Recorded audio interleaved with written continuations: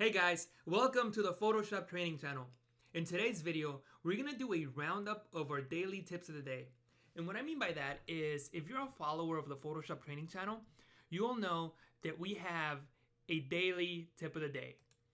And every single day, I do a new Photoshop tip for you guys. And by the way, if you're new to the Photoshop training channel, our Photoshop tips of the day are also displayed in your Facebook feed if you're a fan of our page. If you're not a fan of our page, just click the like button on facebook.com Photoshop training channel. If you're not into Facebook and you're into Google+, then you can circle us in your Google+ as well. And I also put up the Photoshop tip of the day. So today is January 25th, 2013. And as you can see, we already have some people sharing our tip of the days on the social networks, and that's good.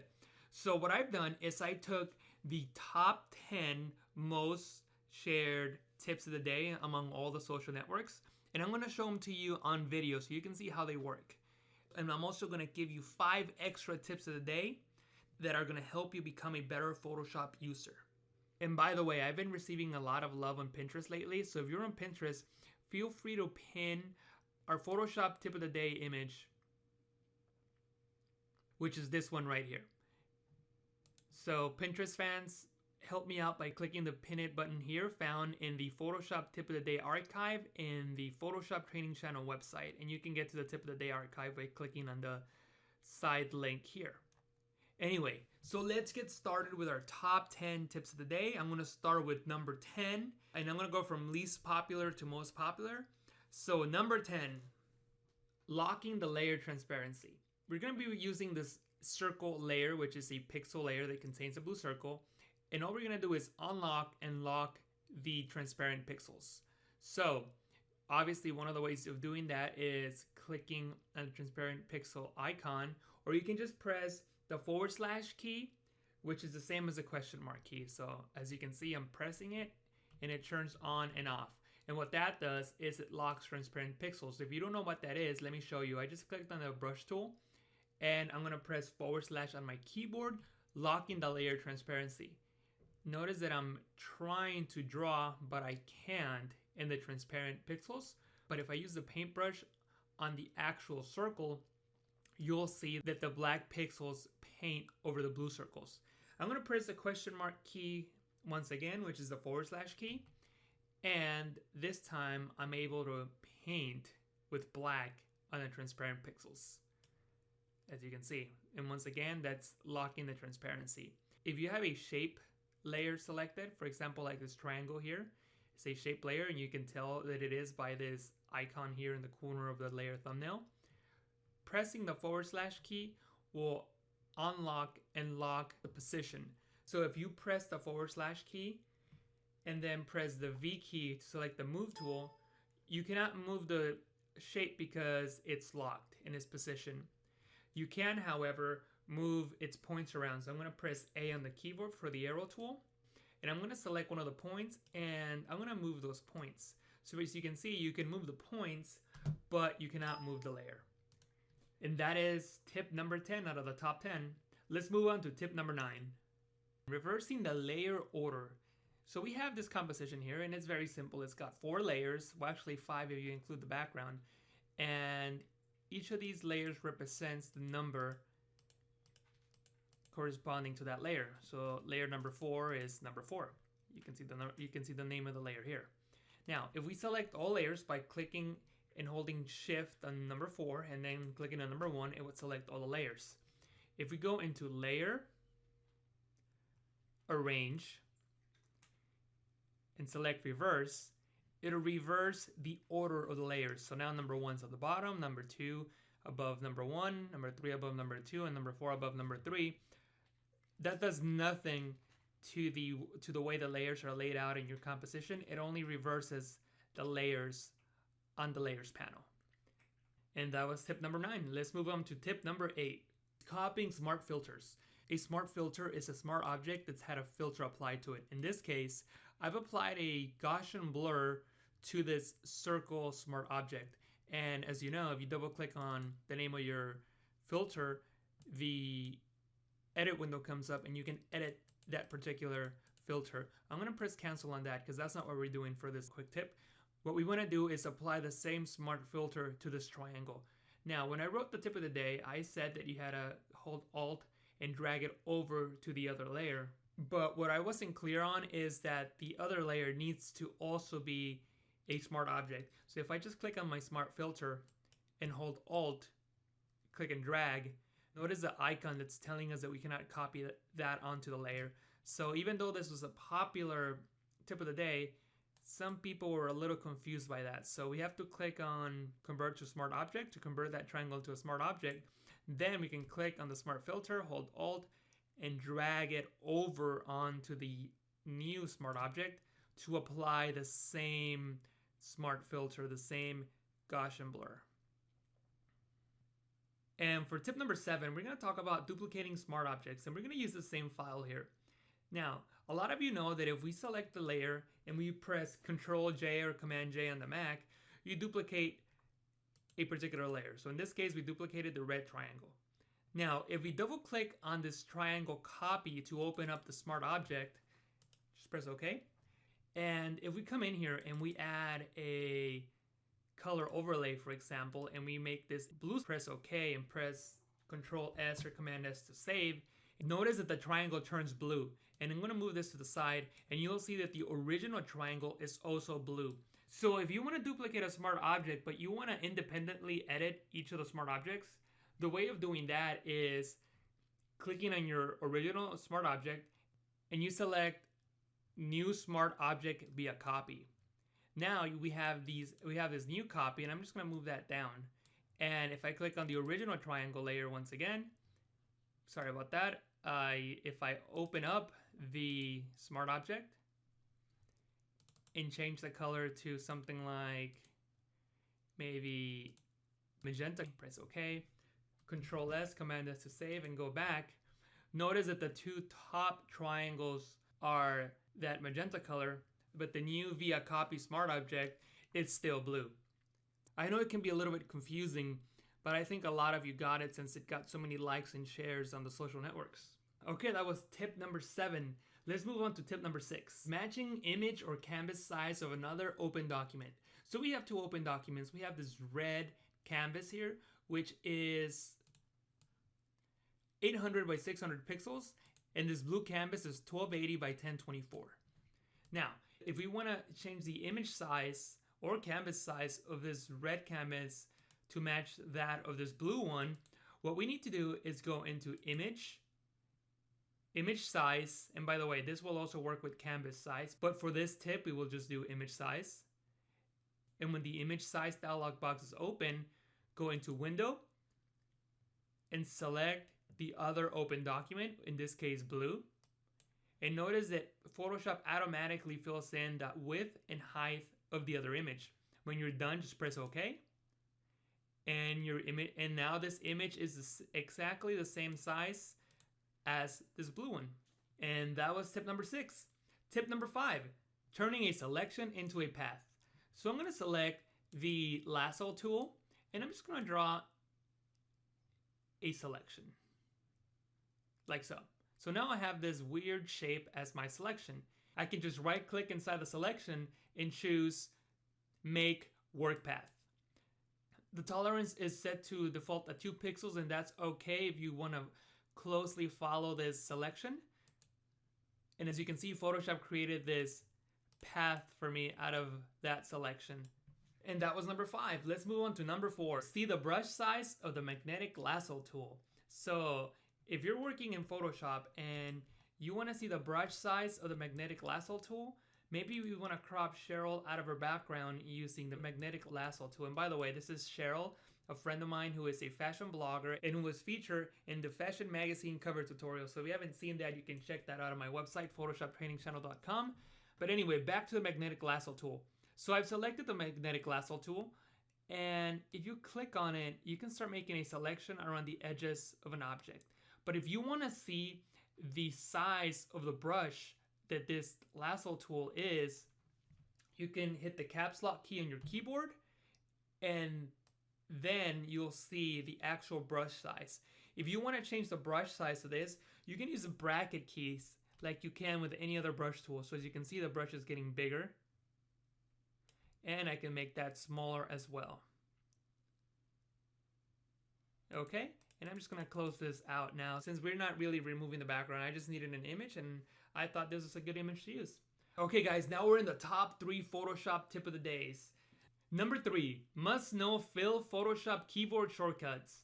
Now this is actually a very basic tip, but I think everybody needs to know, and people around the social networks agree. It was very well liked among all the social networks. So to fill using a foreground color, you can press Alt and Backspace as Option and Delete on the Mac. So I'm going to go ahead and do that, and it's going to fill it with red. If you want to fill with the background color, press Control Backspace as Command Delete on the Mac. And in this case, it's going to fill with blue. If you want to first open up the Fill dialog box to maybe choose the content aware fill, you can press Shift Backspace. And that brings up the Fill dialog box, and you can select foreground color, background color, any color that you like, content aware, pattern, history, black, 50% gray, and white. I'm just going to head and cancel out of that. And that's going to take us to our second most popular tip of the day, quickly deleting all empty layers. So I have this composition open here, which is the young to old tutorial that I did. In this composition, I've added a whole bunch of empty layers like these guys here, and here, and a few others. It's probably about 7 or 8 different empty layers. If I wanted to quickly delete them all, I can easily go into File,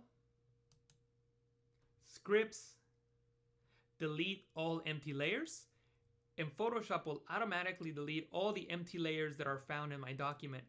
Notice that the empty layer that I had selected before is gone, and now every single layer in my document has at least one opaque pixel. And now for the number 1 tip of the day since December 1st, 2012 to January 25th, 2013 is move and copy layer mask.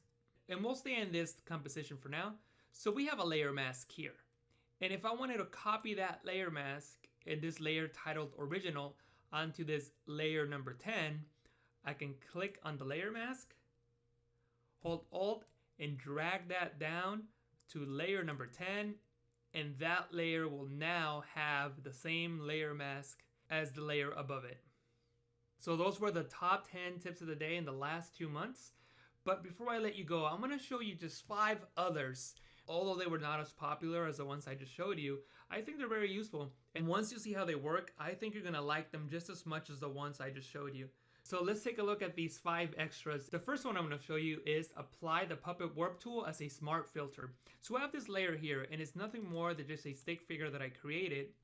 And I'm going to use it to show you how the Puppet Warp tool works and how you can apply it as a smart filter. So first, let's see how the Puppet Warp tool works.